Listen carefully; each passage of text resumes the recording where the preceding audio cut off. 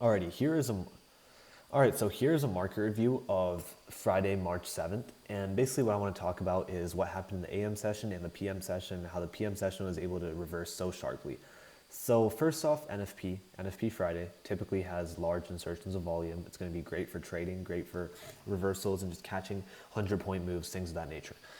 Basically, I was able to cash $1,500, but on a combine. I didn't take it on funded or anything like that. Today, I just didn't want to put too much risk on the table, so I just took $1,500 on a combine. Pretty good day, and I'm just going to go over my trade and then the PM session and how it reversed so sharply. So let's get right into it. Obviously, like, we're not going to be trading all the way until 9:30, and even at 9:30, we have a little bit of an SMT divergence on the lower time frame, right? So ES fails to sweep out these lows, while Nasdaq sweeps out the low like very cleanly. So this is obviously SMT divergence, and this is just an SMT on the minutely. So it's just a micro SMT. And after that SMT divergence, what is the main catalyst, right? I see us form a bullish fair value gap, and also excuse my charts; they're just a little bit laggy today.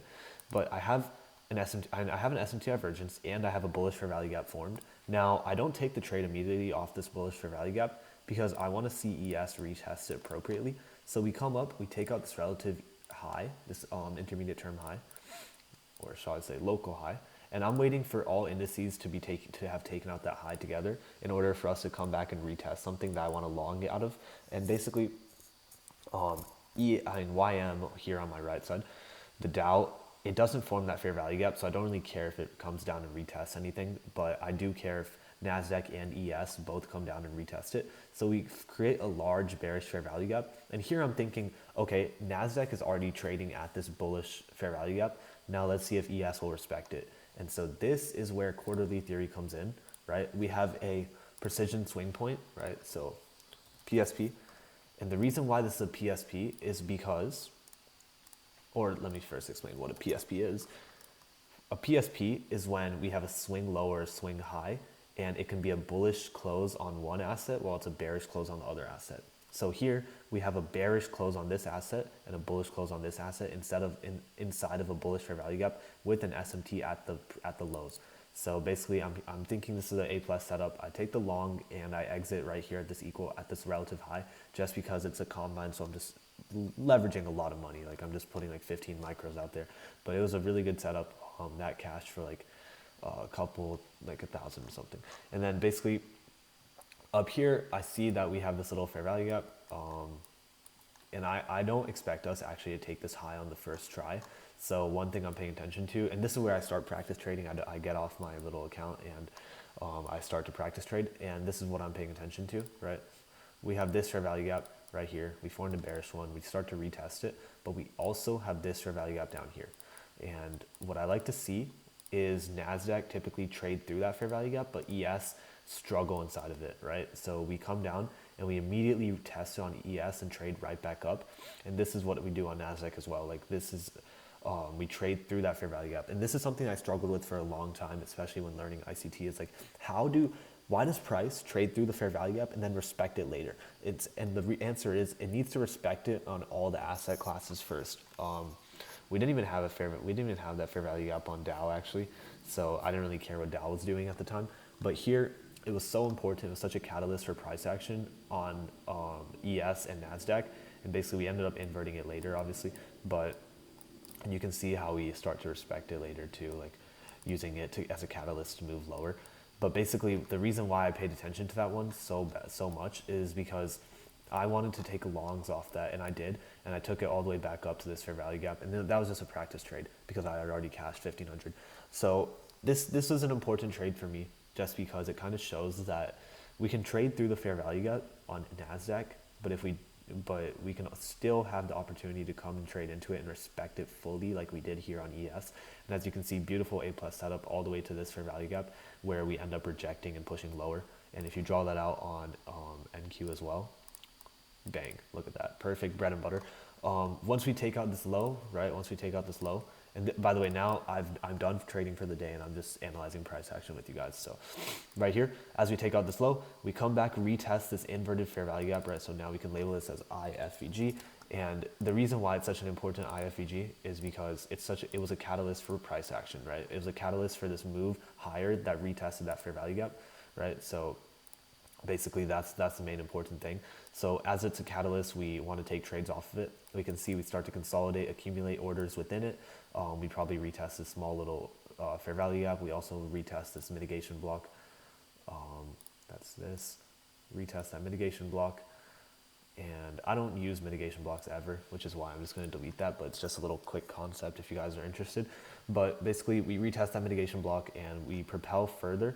Now here's the interesting part. The reason why I was actually interested in longs in the first place in the AM session is because first off, NFP swept buy side, but then we came down, swept sell side, and we had hourly like SMT divergence. I'm not going to zoom out on my hourly chart. I feel like that would be unnecessary, but I mean, if you go back and look in your charts, you'll see that Dow had taken out the hourly lows, ES had taken out the hourly lows, but NASDAQ failed to. So it was also higher time frame SMT divergence. So when we put in this SMT divergence, I was like, okay, yeah, that's good. That's great. I'm gonna look for a good trade now. But yeah, as we use this inverse fair value gap as a catalyst to move lower, this is the immediate draw on liquidity. This is a low hanging fruit. The higher time frame SMT, there is no higher time frame SMT, but I guess we could pay attention to some of this. There's no SMT divergence there, and yeah, there's really like nothing for me. I believe, every high was swept there except for this one. So basically, no SMT divergence. Prices now has a smooth catalyst to move lower, and it does. It cuts through that inverse fair value gap like bread and butter. Cuts through these lows, bread and butter, easy. And now, the thing is, what I'm looking at now, and this is actually trading into lunch hour, which I don't typically do, but I did catch a 145 point practice trade. Right here, we have this little fair value gap, or shall I say big one, and we also have it on ES, and we also have it on the Dow. Now, it's very clean when all three assets share a huge fair value gap, and also considering the fact that we're pretty bearish, right? Like we swept this low. I'm definitely not thinking that low is going to be the low of day. So I want to seek a catalyst that's going to move price lower. Now, similarly, we have this little order block. I was not paying attention to that, but I'm seeing it now in hindsight. But right here, this fair value gap right here is one of the most important ones I've ever seen. Because look at the way we trade through it on NASDAQ, but then we don't even close through its equilibrium on ES, right? And the reason why it's so important is because these types of fair value gaps where you have ES respecting it so nicely and you have NASDAQ disrespecting it, but still staying within it with the bodies, right? We disrespected it in the terms of trading above its middle line, its consequent encroachment. So we have NASDAQ and ES trading through that. This was a pretty easy short for me. I took shorts towards these lows right here, just a quick scalp, 145 points. This was taken on just practice, not even the combine or the funded. And basically, this fair value gap just served as such a nice catalyst to make a low. And after that, I kind of like to scout out like the big fair value gaps that we're going to use. And now I'm not trading here like at 12. Like I'd probably wait until 12:30. But now what I do notice in price is that we have SMT divergence, and this SMT forms at 12:19 p.m. Right? So here we have the SMT divergence. Now, since that SMT divergence forms at 12:19, right, now it's going to the PM session, and the PM session can do one of three things. It can either be a continuation, it can be a reversal, or a retracement. A retracement tapping inefficiencies and making price more efficient as a whole so it can continue moving lower.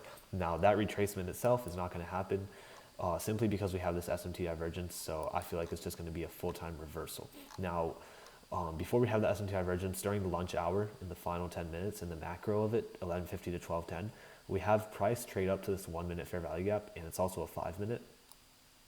But just for the sake of clarity, let's just make it a freaking 1 minute. Okay, yeah, that's good enough. And yeah, it's a 1 minute here. Not very clean, honestly, but yeah, this is the 1 minute. But yeah, basically we have price trade up to that 1 minute, and then we reject.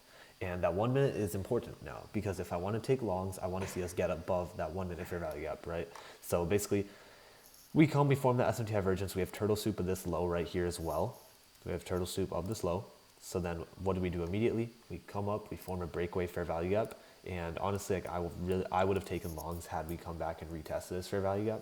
but I was really looking for that just to try it, but it didn't happen. So once we traded up through this fair value gap, we used that as a catalyst to propel forward and fast. And one important thing to pay attention to is the fact that this fair value gap is left open. We didn't even retest this inverse fair value gap. So price is really accelerating. You would probably want to buy like a crazy dip back into a PD array. However, once we already trade through this, and it's just too much of a high risk buy for me, and I just wouldn't recommend it. And yeah, I mean, we sweep out this high pretty efficiently, and this fair value gap just has to hold. The reason why this fair value gap must hold is because we swept out an internal high in a range where we have equal highs above. So if we sweep out equal highs, we don't want to see these bullish PD arrays fail. But basically, we do tap into it very slightly and then propel ourselves forward. And yeah, I guess that's a PM reversal. I mean, it happened off of a lower time frame SMT. It happened off the fact that we have equal highs plus the data high from NFP. And this is just a quick recap of what happened in today's market. How much money I made is not important. How good I'm doing compared to you, I'm really just grinding out here just like the rest of us. So let's continue working. Let's continue grinding. Keep your psychology at a good pace. You want to continue being psychologically disciplined in your trades. You want to definitely pay attention to these types of signatures and order flow, these fair value gaps, these important ones that price uses. I don't like to pay attention to every single fair value gap, which is why you see me being very selective. There's fair value gaps everywhere, but it's only the few that we pay attention to that will really push price to where we want price to go to. So yeah, I hope this video helped. I hope it helped you understand the 3 movements of the PM session, the afternoon session, and also what we can do on the AM session in terms of using fair value gaps on ES and NQ. And yeah, take care everyone. Continue working, continue backtesting. This was a quick little video, and yeah, have a good day.